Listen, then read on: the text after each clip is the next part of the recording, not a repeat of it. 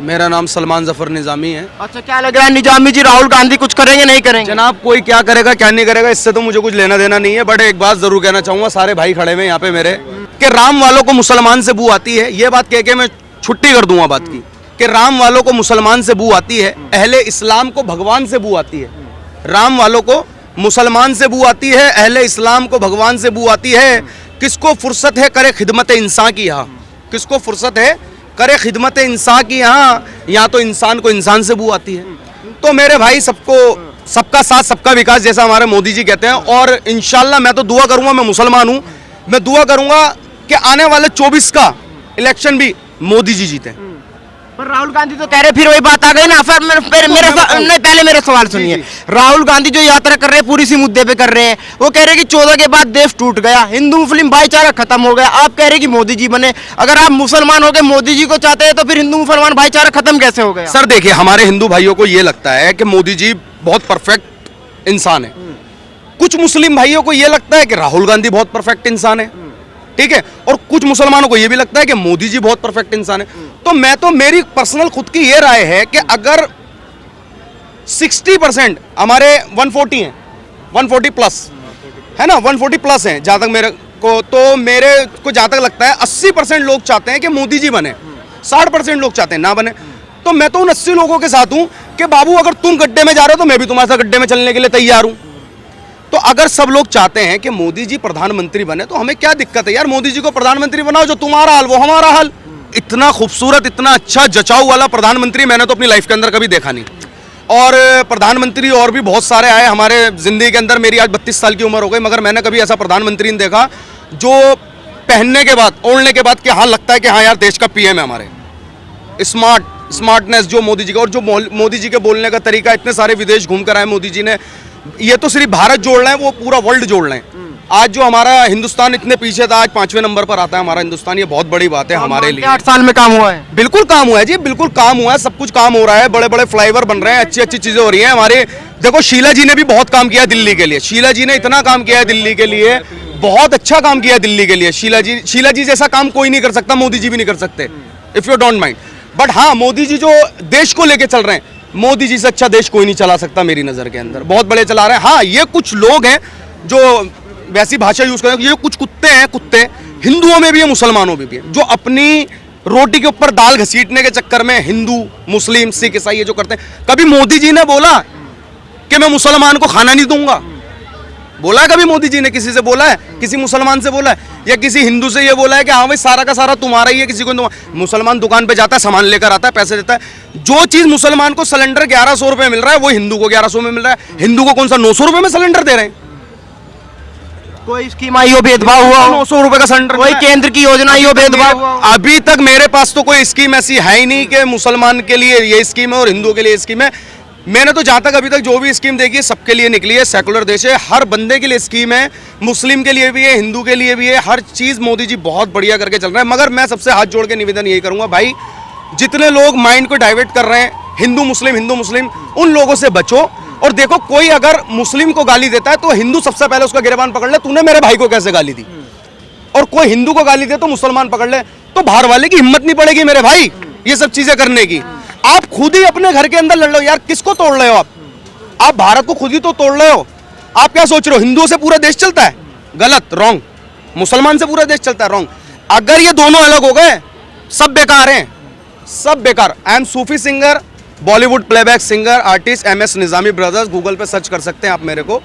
और मैं साई संध्या भी करता हूँ, माता रानी का जागरण भी गाता हूँ, बॉलीवुड के अंदर गाने भी गाता हूँ, सब कुछ करता हूँ मैं। सारा मेरा हिंदुओं के साथ बैठना उठना है, सारे मुस्लिम के साथ बैठना उठना है, और मगर मैं अच्छे लोगों के साथ बैठता हूँ। ये ऐसे उड़ा कबाड़ों के साथ नहीं बैठता जो लोग हिंदू मुस्लिम की राजनीति करते हैं। इन लोगों से मैं बहुत दूर रहता हूँ। मैं बहुत देर से आप लोगों की बात सुन रहा था, मगर मैं तो यही कहना चाहूँगा मेरे भाई, अगर कोई मुसलमान को गलत कहे तो हिंदू चढ़ जाए, और कोई हिंदू को गलत कहे तो मुसलमान चढ़ जाए। किसी का बाप तुम्हारे को हिला नहीं सकता। ये देश तुम्हारा था, तुम्हारा है और तुम्हारा ही रहेगा।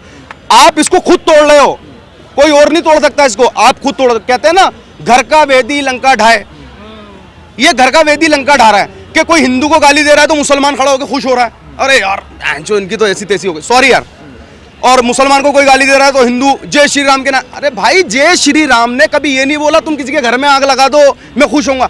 यार राम जी क्या थे, राम जी के बारे में किसी को कुछ पता ही नहीं है। मैं बता दूं राम जी के बारे में, मैं मुसलमान हूं।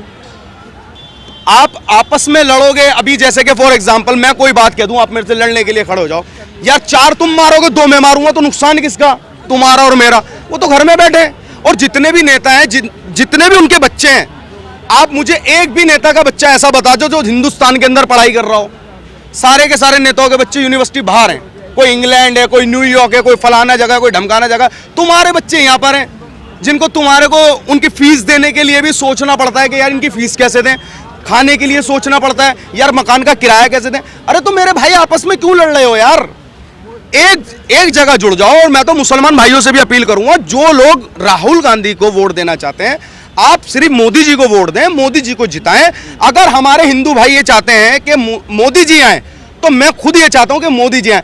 भाई जब ये गड्ढे में जाएंगे हम भी इनके साथ गड्ढे में चले जाएंगे, अगर ये उभर गए तो हम भी उभर जाएंगे। बंदा 2400 मतलब कन्याकुमारी से श्रीनगर की यात्रा कर रहा है, तो उसे पब्लिक में घूम रहा है, तो उसे पता है सारा माहौल क्या है। बट इसकी स्पीच है, जो स्पीच देने का तरीका है वो थोड़ा सही नहीं है, बेटर नहीं है। अगर उसे बेटर करे तो भविष्य में अच्छा नेता बनेगा। दक्षिणदार भाषण होना चाहिए उनका भी। वो क्या राहुल जी थोड़ा सा भाषण में कमजोर पड़ रहे हैं। कैसे? अब कैसे आप खुद बताओ, मैं क्या बताऊं, आप भी सुनते हो मैं भी सुनता हूँ। राजस्थान में भाषण सुना होगा, मैंने तो यहाँ भी सुना था राजस्थान में वो कह रहा है कि भारत के हर बंदे को इंग्लिश सीखनी चाहिए, पर हिंदी जरूरी है। अबे भारत का हर बंदा तो हिंदी जानता ही है, नॉर्मल सी बात है। वो आपने देखा होगा, उसे काफी वायरल हुआ है उस पे, इंस्टाग्राम वगैरह पे। और आपका क्या नाम है? जमाल अहमद। क्या लग रहा है ये जो राहुल गांधी आजकल पैदल निकले हुए हैं, कुछ कर पाएंगे नहीं कर पाएंगे? नहीं जी, कर पाएंगे क्यों नहीं कर पाएंगे, बनेंगे प्रधानमंत्री? बनेंगे। कैसे बनेंगे? वो सारे काम अच्छे कर रहे हैं, कोई गलत तो है नहीं। मोदी के 8 साल कैसे रहे? वो भी बस ठीक थे। हाँ, बस ठीक थे। नहीं खुल के बोलिए, डरिए मत इनसे। पर ठीक है जी, हमको सब आपस में भाई भाई। अरे डरना का काम है, तो डरने को कोई वो नहीं है। नहीं, राहुल गांधी कह रहे हैं कि भाई 14 के बाद तो भाईचारा खराब हो गया। बस ठीक है बस। बोल नहीं रहे तुम खुल के। अब आप बोले तो सहमत है जी, हम सारी बातों से। भाईचारा खराब होगा 14 के बाद? जी खराब होगा यानी भाईचारा? मतलब सुनो, मोदी जी आने बाद में कंपटीशन पैदा हुआ राजनीति में। अच्छी बात है, राहुल जी को भी कुछ सुधार करने का मौका मिल रहा है। पहले क्या है कि 70 साल कंटिन्यू एक ही चीज थी, तो उसमें कोई निरंकुशवाद भी होता था। नहीं, जैसे हम कह रहे हैं कि 14 के बाद भाई हिंदू मुस्लिम भाईचारा खत्म हो गया, भारत टूट गया। सुनिए, ऐसा सिर्फ मन गठन बातें हैं। अब जैसे देखो, चुटपुट कहीं पे हो जाए वो बात अलग है, बाकी ऐसा क्या है, ये तो पहले भी था। 1947 से लगा करके तो वो तो चलता ही आ रहा है, कोई बड़ी बात थोड़ी है। लेकिन जो हर कोई समझदार है, ठीक है, हर किसी को पता है कि मुझे मेरी वो जिंदगी किस तरह से बितानी है, तो उड़ता तीर कोई नहीं लेता है। ठीक है, जो लेते हैं ना उनका काम होता है आपस का, बाकी पब्लिक की कोई गलती नहीं है। नेता लोग आपस में करवाते रहते हैं। चाचा क्या नाम है? राजा राम दुबे, कहाँ के रहने वाले हैं? मिर्जापुर यूपी। अच्छा, यूपी। राहुल गांधी भी आजकल यूपी में गए हैं, लेकिन वो इधर गए हुए हैं पश्चिम की तरफ। क्या लग रहा है, कुछ होगा नहीं होगा? कुछ नहीं होगा, zero zero zero zero. Modi और ये अरे होगी लोग जो। तो कह रहे हैं प्रधानमंत्री बनेंगे राहुल गांधी। आप भी कह रहे हो मैं चाँद पे जाऊंगा, कैसे जाओगे भाई, कैसे जाओगे? वो पैदल चल रहे हैं ना, ऐसे जाएंगे? पैदल से नहीं होता और भाई। कैसे होगा? कर्म कर्म कर्म करिए। कर्म तो अच्छे हैं उनके। इस समय सबसे बेहतरीन दुनिया में योगी और मोदी बाबा का कर्म है। मोदी तो कह रहे हैं देश बेच दिया आजकल नहीं उन्होंने। नहीं नहीं, श्रद्धेय योगी जी का नाम बड़े ही श्रद्धा के साथ हम लोग लेते हैं। Okay, thank you.